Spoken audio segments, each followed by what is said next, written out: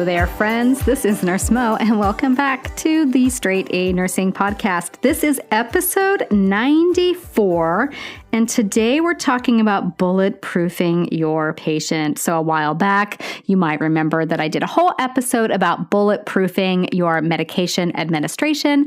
Now we're talking about bulletproofing your patient. So before we get into that, let's take a quick moment to do our listener shout out.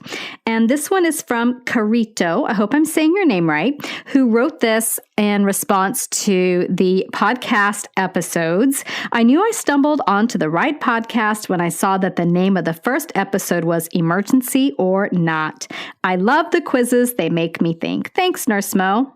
Thank you, Carito, for taking the time out of your very busy schedule to rate and review the podcast. I really appreciate that. And yes, Emergency or Not is still one of my absolute favorite episodes of all time and what got this podcast going. So thank you so much for saying that you enjoyed it and that you went back that far. That makes me feel very happy and very appreciated indeed. So thank you so much. Okay, so today, you guys, we're talking about bulletproofing your patient.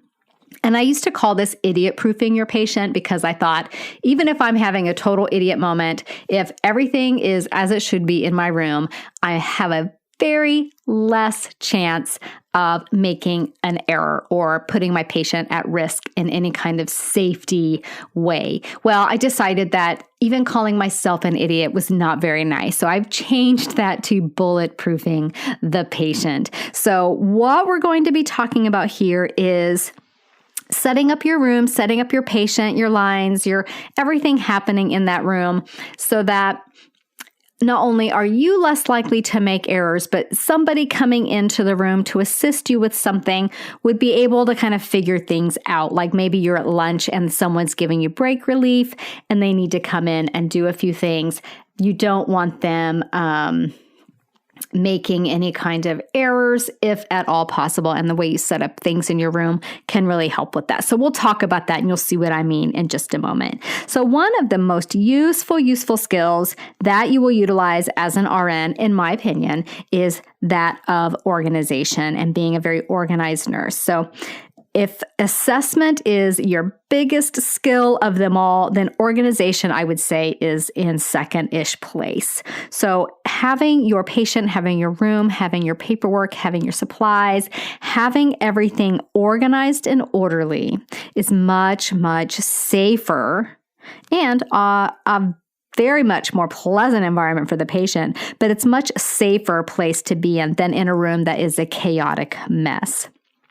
So one of those things, like I said, that I like to do with my patients is just bulletproof them as early in my shift as I possibly can. It probably won't happen right away because I do have other priorities. I work right now I work in the recovery room. That's my main hub, but I do still work in the ICU sometimes. And when you're taking care of a patient that's critical like that, obviously you're going to address their needs, their emergent needs first. And then when you've got yourself kind of caught up, you can devote some time to what I call bulletproofing the patient.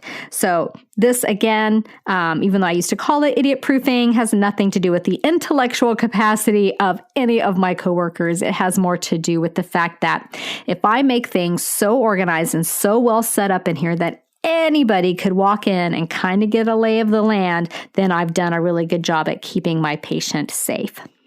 So one of the first things that you're going to do to bulletproof your patient is early in the shift. And I like to do this with that first assessment, and that's what I call a room safety check. So that's just your basics. You want to make sure that your suction works, that your suction tubing is present, that you've got a yank hour present, and a canister ready to go.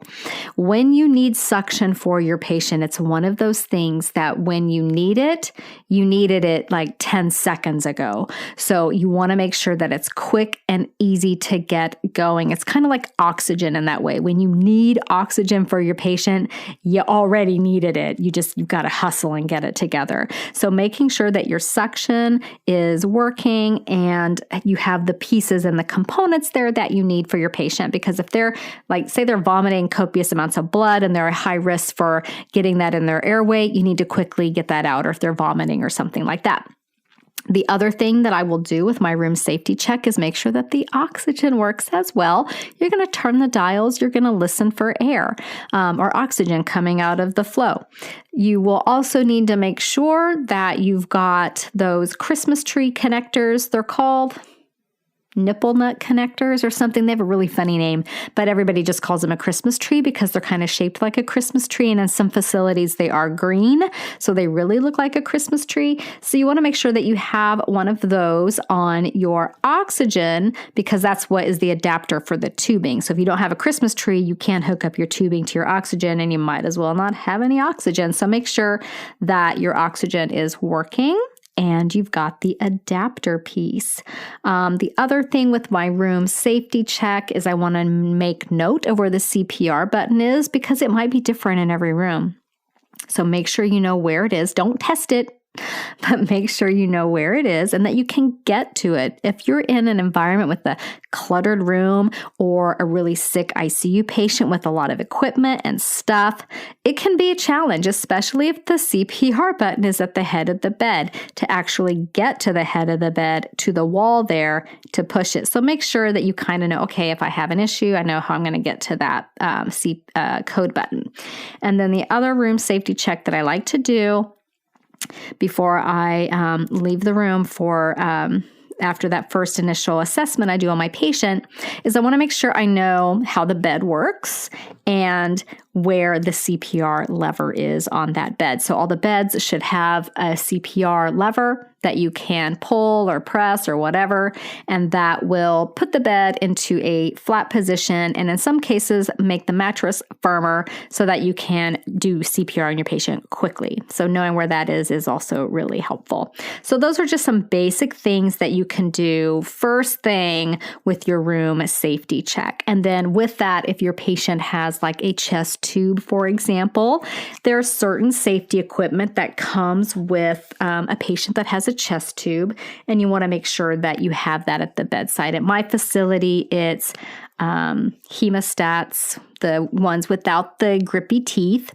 and occlusive dressing. I also include sterile water, because that's how I learned it in nursing school, just in case you need to recreate that water seal. So if you don't know what I'm talking about because you haven't learned anything about chest tubes, that's okay. I do have a blog post somewhere about chest tubes. If you search for chest tubes, it will come up. Okay, so and then, with your patient with a tracheostomy, do you have the spare trach at the bedside like you should have? Do you have an ambu bag for your patients that are in the ICU or on a ventilator? A lot of times on the floors, you might not have an ambu bag in every room, but it'll be close by. Make sure you know where it is. Typically, it might be out in the hallway in between every 2 rooms. And that's just a cost-saving measure because they don't use them that often in those environments. And it's, you don't want to be throwing them away if they're not being used. So make sure that you know how those things work. One tip I will give you about your ambu bag or your BVM is if someone has thrown it in a plastic bag, and it's that type of plastic bag where it has the drawstrings at the top and those drawstrings are cinched tight, and you need that BVM, again, it's one of those things where if you need it now, you probably needed it 10 or 20 seconds ago. So if it's in that bag and the drawstrings pulled, in a tense moment, you're going to feel like you've got 18 thumbs and not enough hands to get that thing out. So I would get things set up so that they're easy to retrieve. The other thing that's super annoying, let's say you need your patient has a simple face mask or an oxy mask or a non-rebreather at the bedside. Maybe they've been off and on more advanced oxygen support than maybe the nasal cannula that they have right now because they desat unexpectedly or whatever. Well, a lot of times people will hang those masks off the oxygen level indicator where you dial in your oxygen, and they get hopelessly tangled up in the tubing and the strap. So just make sure all of that stuff is easily retrievable so that when you need it, you're not fighting with something ridiculous like strap on a face mask in order to retrieve it for your patient. So anyway, so checking your room for that basic safety equipment and that things are working is key. Okay, so that's like the first most basic thing. And then another thing that I would recommend is just the overall organized state of the room. Is it full of extraneous stuff that you don't need? I love getting rid of stuff in a room. So if you don't need it and you're not using it anymore, get rid of it. Usually you can't return things to central supply or the equipment room or not the equipment room. Equipment room, you're going to clean things off and return it. The supply room. Once it's in the room, it lives there. So don't throw things out that you could use in the future, but maybe you can put them away in a drawer or something. But if it's something you're not using anymore, get rid of it. Less clutter is better. So organizing your room, you would be shocked. You will go into a room after you get report and there's like food trays and wrappers from syringes and old IV bags. I mean, it's just a mess. So get that stuff all squared away. Make your room tidy, okay? So that you can think clearly, you know where everything is. And if there's a situation, you've got like space and the mental clarity to work. So I always say an organized room is a safe room. So that's another key thing you can do to bulletproof your patient. The other thing that I would make sure of is setting bed alarms for your patient is really helpful if they are not going to remember to call for help if they want to get up. We like to be there when patients get up because it does reduce fall risk. We don't want them just lying in bed all the time because immobility has a whole host of problems. But we also don't necessarily want them getting up without help, mainly because they could be more unsteady on their feet than they anticipate. They could be taking medications that might make them a little woozy or make their blood pressure low. You know, maybe their blood pressure pill makes them have orthostatic hypotension and you don't want them just hopping out of bed to go to the bathroom. Whatever it is, if the patient's awake and alert and oriented and you can instruct them, please use the call light. Call for help when you want to get up just so we can be here to make sure you're steady. They're going to do that. But the patient who's confused is probably not. So you want to be able to set bed alarms that will alert you to the patient trying to get out of bed. So there's different levels of bed alarm. There's like an exit alarm. There's an alarm that goes off if they just like make a move to get out of bed. Like if they just sit up, it'll go off. The exit alarm is more like if they actually do get off the bed. So depending on what your patient needs and how vigilant you need to be, setting bed alarms is really great for just alerting the nurse to the fact that, oh, that patient's getting up. I need to go help them to get to the bathroom. So use your bed alarms appropriately and on the right patients to help just decrease the chance that they could have a fall. And the other thing that you can do to help decrease your patient's chance of falling is simply keeping their bed in that low position. So you want to make sure it's as low as it can go. Keep their call light where they can reach it and have their bed table where they can reach it. So, you know, they can reach their things, their glasses or their water or whatever.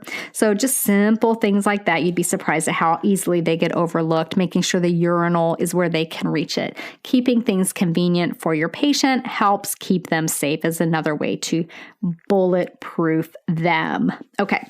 If you are using restraints on your patient and that restraint is kind of loose and you walk away and they pull out their ET tube, that's not good.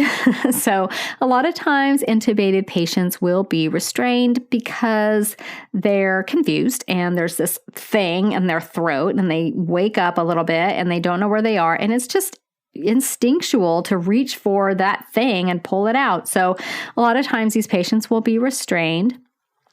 So you want to make sure that your restraints are on appropriately for your patient so that they don't loosen up. And you'd be surprised at how creative patients will get when they're trying to get that ET tube out. Like if their hands are attached at the side of the bed, they'll scooch themselves down and then they'll kind of bend over and they can get tubes out. I mean, having restraints does not mean your patient cannot self-extubate, but it does lower the incidence of that. So if they are restrained, I mean, I've seen a patient right in front of me. I won't tell you the details because I don't want to invade anybody's privacy, but was restrained, but not tight enough, and right in front of the nurse just reached up and pulled out their ET tube.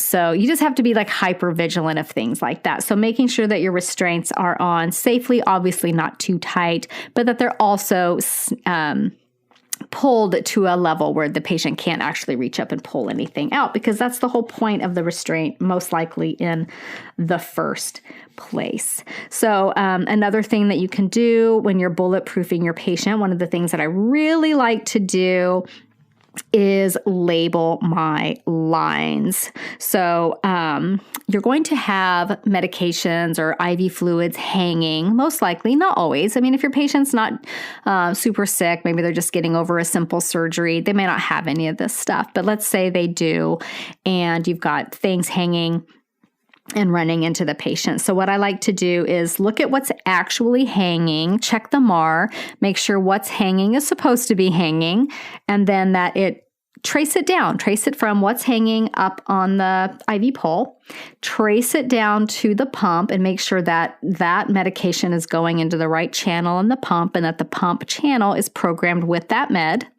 It would be awful to have a different med programmed in and the medication going in at the wrong rate for something that could harm the patient. So just make sure the right med is hanging, it's programmed correctly, and then trace that line to the patient and make sure that it's connected. Nothing's leaking, it's not loose, the medication's actually going into the patient. And label that line if it's not already labeled. And by labeling it, I mean put the name of the drug on the line. Yes, the name of the drug will scroll across the screen of your pump channel, but I don't have time to figure that out when I've got 8 channels running. No, I don't have time for that, and you don't either. So just make it super safe. A lot of hospitals are now requiring all lines to be labeled. Even if they don't, I label. So label your line with some masking tape if you've got it, and a Sharpie. You write on your masking tape with the Sharpie, and then wrap that and make a little flag out of it. Wrap that above the Y site. So the Y site closest to the patient, and by Y site, I mean that little port that comes off where you could connect another IV line or add a syringe to do an IV push medication.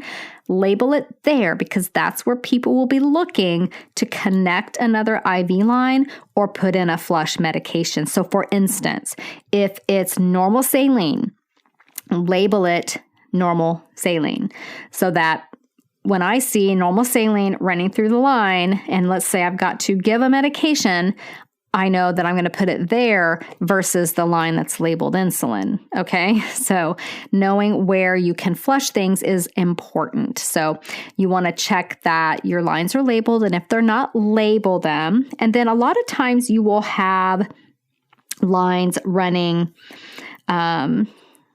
concurrently. Well, let's not talk about that yet. Let's talk about piggyback medications. So if you've got piggyback medications, and when I say piggyback medications, if you don't know what that means that I'm going to piggyback something like an intermittent med, like an antibiotic, and it piggybacks onto a maintenance fluid like the normal saline. I don't know why it's called a piggyback. I guess just because the medication you're piggybacking will infuse. The main one will pause, the piggyback one will infuse, and then when it's done, the main one automatically takes over. Okay, does that make sense? So it's called a piggyback. So you want to make sure that you're labeling piggyback lines as well, because those could have all kinds of things in them. Let's say that you've got normal saline running with a piggyback of clindamycin. but your patient also needs an IV push of famotidine. I have no idea if those medications are compatible, but let's say that they're not, just in case. And somebody came into your room because you went on break and they saw that your famotidine was due, and they're like, oh, I'll give the famotidine. Well, if they go over to your patient and they just see normal saline and they don't do the whole trace of everything, they could potentially be flushing or IV pushing that famotidine in with not normal saline, but the clindamycin. And let's say they're not compatible. That could be really bad. So what I like to do is I have my things labeled NS with IVP, IV piggyback, or IVPB, so that people can be like, oh, I should look and make sure there's not a piggyback running with this while I flush this other medication in. So again, bulletproofing, you guys. You're making it really hard for a mistake to happen is what I'm trying to say with all of this. Okay, so then the other thing with your IV lines, especially in the critical care setting, is IV compatibility. So those ports, I keep calling them Y sites, and you might not know what I mean by a Y site, but an IV line will have a little port. It's probably about 6 to 8 inches away from the end of the tubing, the IV tubing. And that's where you could attach another IV tubing if you wanted to. And we call that Y site, or Y siting something in, or they're Y sited together because it kind of makes a shape like a Y, and that's why it's called a Y site. So you can look at your IV compatibility because you'll be able to run certain things together through those Y sites, okay?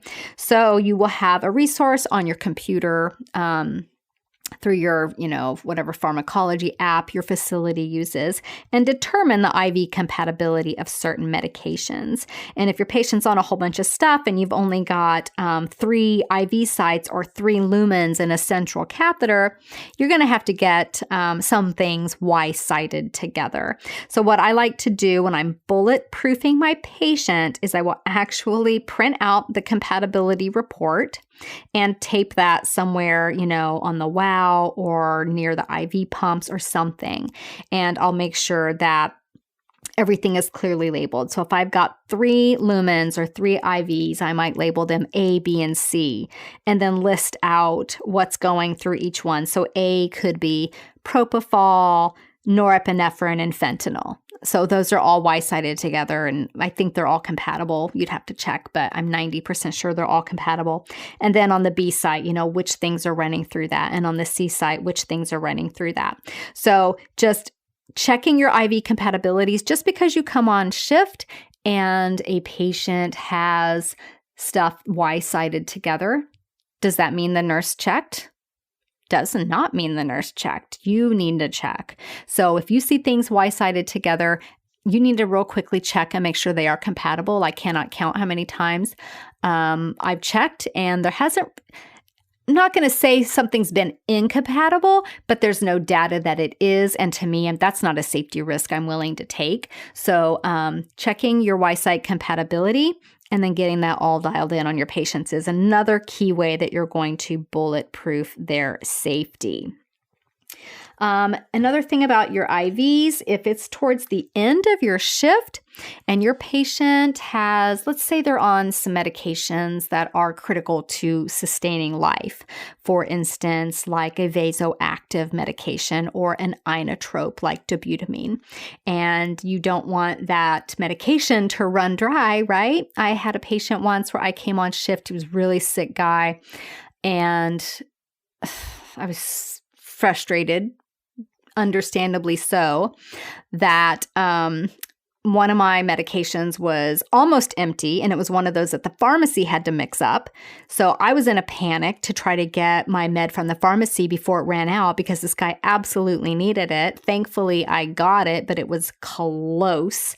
And then, so that was happening. And then at the same time, one of his vasoactives ran completely dry. And when your vasoactive runs completely dry, you can't just stick another IV bag on your tubing because it's dry. You've got a big bunch of air in that line, so you can't use that line. You're going to have to reprime that IV tubing. And when you are Fighting really bad hypotension on a patient who is dependent on that vasoactive medication like norepinephrine, for instance, that's what I call a puckering moment where, it's going to be tense. So I had a patient where like 2 or 3 things ran dry in the first half hour to hour that I was there, and I was livid would probably be a pretty good word to describe how I felt because it was avoidable. The nurse before me could have gotten things set up for a little bit more patient success there. Could have reached out to pharmacy to request that special drug that had to be mixed, get them started making it, and then checked the levels of the other 2 medications so that they wouldn't be running out right at the beginning of the shift when things are really busy and you're still getting a report and doing your assessments on your patient. So as you get towards the end of your shift, you're going to be checking your medications and your IV fluids. And if they're close to running out, and it's a medication, you're obviously not going to go get a narcotic and leave it hanging and waiting for the other one to run dry. But if it's something like your fluids or whatever, get a fresh bag ready for the next shift. Set the next shift up for success. You're setting your patient up for success. If you see that the milrinone is going to run out in an hour because you know exactly at what rate it's running, and maybe it's something you have to get from the pharmacy, maybe your Pyxis doesn't carry it, then you need to reach out to the pharmacy well in advance so that they know to make it and bring it up, or whatever the medication is. So making sure that critical things aren't going to run out early in the shift of your friend is a great way to help bulletproof your patient and their safety. Because if those drugs run out, it's tense, it's scary for you, it's not good for the patient. You want to have a seamless transition when you get to the end of one bag of norepinephrine, for instance, and then hanging the new one. So setting your patient and your coworker on the next shift up for success goes a long way for bulletproofing your patient. Okay, so let's say we've got a patient you want to be able to track their I's and O's, their ins and outs. So let's say your patient has multiple suction canisters. Maybe they've got one for their OG tube, and then there's another one that's for their chest tube setup, and there's another one for their ET tube and all this suction stuff that comes with that. So I like to label the suction canisters so that people know what is going where, so that it's just easy for them to know, okay, that's the one that's hooked up to the OG tube. We're decompressing his bowel. Okay. And then that's the one that we're using for the chest tube suction. And then that's the one that we're using for the ET tube. Just label things, make everything super clear, super easy. And then that way, when you're doing your I's and O's, it's really easy to know what's from where, right? You know that's the OG tube suction, bile, whatever it is. And then the other one was from the ET tube. So you can keep track of your I's and O's really well. And then if your patient is, you're tracking I's and O's, just a little tip for your patient. A lot of patients will be on fluid restrictions. And, this might be your patient who's in renal failure or has congestive heart failure and can't take in a lot of fluids. And it can be hard to keep track, especially if they're, drinking themselves, like having sips of water. So one of the things that I like to do if they are on a fluid restriction is sometimes I'll get paper cups from the nourishment room and figure out how many full cups of water he can have in a 24-hour period, and then label them. Let's say I figure out that he can have 4 full cups of water in a 24-hour period. So label them. Number 1 of 4, number 2 of 4, and so on and so on. And then that keeps the patient aware of how much water, because they'll have to kind of ration their water drinking throughout the day. And then the nurse you won't get, and your friend on the next shift won't get confused about how much is available on their water restriction. I would say that patients tend to drink most of their water when they're on restriction during the day. So you can probably have like 2/3 of it during the day and about 1/3 of it at night. Or you can talk to the patient about how they want to divvy it up. They may be used to this and know how they want to allocate their water. So that's just a quick tip on keeping tracks of I's and O's on patients, especially when it's those critical I's and O's. and they're on a restriction. The other thing that I like to do, especially for my patients for whom I'm watching their urine output really, really, really closely, is just the best thing to probably do is make it your habit to fully empty the Foley every 2 hours.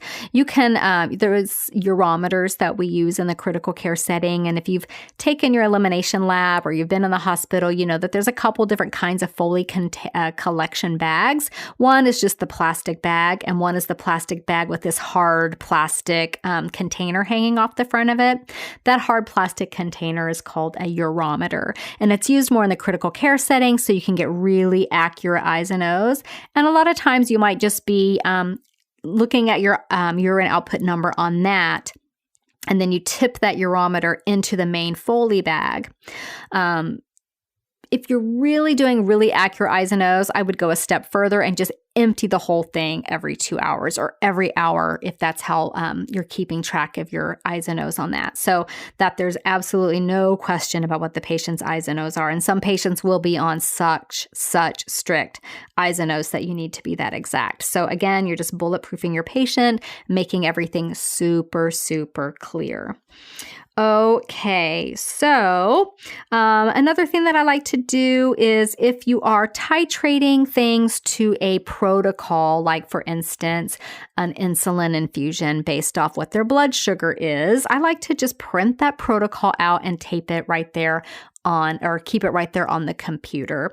And that just makes it easy. You don't have to then open up another screen on your computer, and then you're not on your MAR anymore. You're looking at something else, and then it's easy to get distracted. And then what if you forgot to chart on your MAR? So I like to just print it out and keep it right there. Another thing, just before, you might not encounter this until you're working more in a critical care setting, but with things like an insulin drip, you are titrating based on different levels. So there's actually like up to 12 or 13 different mini protocols within the one. So what you want to make sure that you've charted is what level you're titrating on. So if your patient's at level 1, make sure that's in the MAR somewhere so that when someone else comes in to take your blood sugar and is going to titrate your insulin based off that, they know to titrate based off the level 1 instructions and not, like the level 6 instructions, which would give the patient way too much insulin. So just make sure you're doing thorough charting around things like that. Okay, what else can I tell you? Okay, things like, I like to use a lot of timers in my practice to remember to do things at certain times. And I also am a big fan of Post-it notes. So let's say, for instance, that I've got the Foley clamped because I need a urine sample that I can send to the lab for a urinalysis.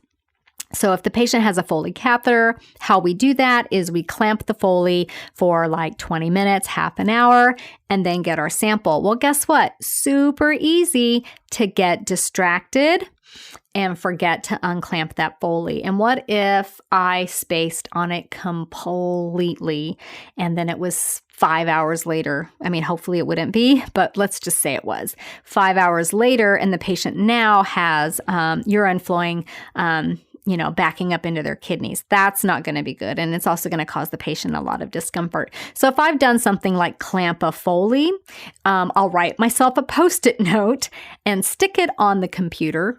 And then I'll also set a timer on my Apple Watch for that half an hour. And then when it goes off, I think, oh, I'm supposed to be doing something right now. What is it? And then sometimes I'll remember, but sometimes I'll see the note and go, oh yeah, I got to go unclamp that Foley and get that urine sample.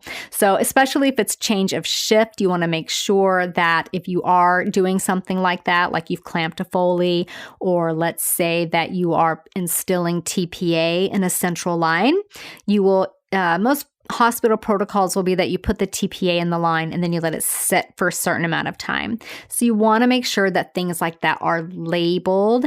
And I like to leave a little Post-it note for my next nurse friend that's coming on so that they know, okay, I've got TPA to deal with in that line, or I've got a Foley to unclamp and a lab to draw from that. So again, just super clear communication, super clear labeling, things like that, really important. Setting timers on your phone or your Apple Watch or whatever, if you have something like that, for unclamping the Foley or drawing a potassium level 2 hours after the other one ended, after the potassium infusion ended, just whatever it is, using your resources and things like that to help you stay on task and get things done in an efficient way when they need to be done for the patient. So again, those are kind of the highlights for the ways I like to bulletproof my patient. Of course, the end-all be-all way at the very end is giving a thorough bedside end of shift report to my oncoming nurse and doing that bedside quick assessment of the patient together, not doing the full head to toe assessment, but looking at the lines, etc., looking at the drains, looking at dressings. If they are a neuro patient, doing that neuro exam together, all those things that are really, they're for the patient's safety and they're for your safety and the nurse that's coming after you for their safety. So those are my tips for bulletproofing your patient. I will include a little checklist because I think you guys like checklists. So I'm going to include a checklist for this, and you can use what's applicable. Obviously, not every patient's going to have a chest tube or whatever, but you can just kind of look at that and remember things to be thinking about for when you are working in an environment and you really just want to dial in your practice and bulletproof your patient, bulletproof their safety as well as your own. Okay, you guys, so that is it for today. Thank you so much for spending your very precious, valuable free time with me. I appreciate it so much. And next week on the podcast, we'll be talking about dialysis. So some basics about dialysis that you need to know whether you're working on the floor or in a critical care setting. So I will see you back then and have a great week, everyone. Bye-bye.